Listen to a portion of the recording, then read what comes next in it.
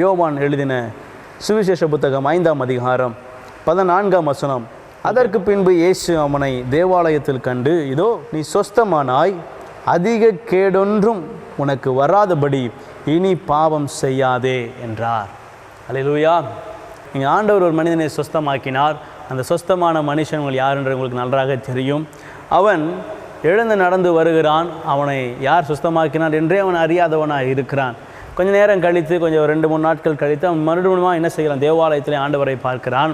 ஆண்டவர் அவனை பார்த்து சொல்லுகிறார், இதோ நீ சுத்தமானாய், அதிக கேடு ஒன்றும் உனக்கு வராதபடி இனி பாவம் செய்யாதே.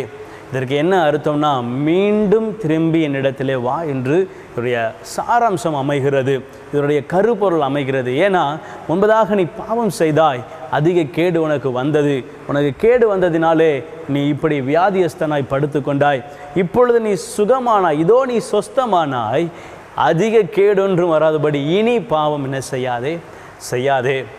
ஆண்டவர் இந்த நாளிலே உங்களை பார்த்து எச்சரிக்கிறார், உணர்த்துகிறார். ஆண்டவர் உங்களோடு கூட பேசுகிறார்.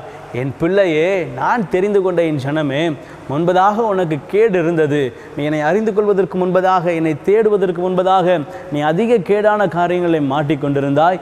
நான் உன்னை சுஸ்தமாக்கினேன், நான் உன்னை சுகமாக்கினேன், நான் உன்னை மீண்டுமா எழுத்தேன். ஆனால் நீ மீண்டுமா என்ன செய்தாய்? கேடான காரியங்களுக்குள்ளே சென்றாய்.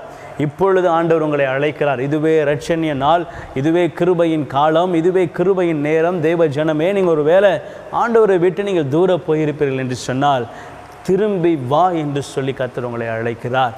பாவத்திலிருந்து திரும்பி வா, உன்னுடைய பழைய காரியங்களிலிருந்து திரும்பி வா.